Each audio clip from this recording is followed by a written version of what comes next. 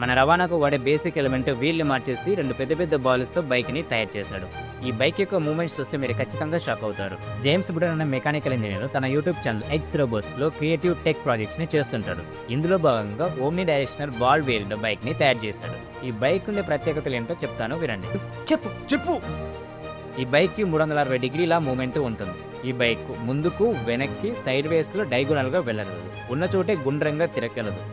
మరి జేమ్స్ బ్రూటన్ ఈ బైక్ని ఎందుకు తయారు చేశాడో తెలుసా?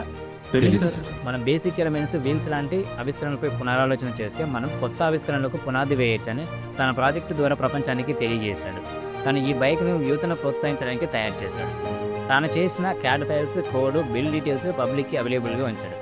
మీకు కూడా ఇలాంటి రీథింకింగ్, రీక్రియేటివ్ ఎబిలిటీ ఉంటే కామెంట్లో మెన్షన్ చేయండి.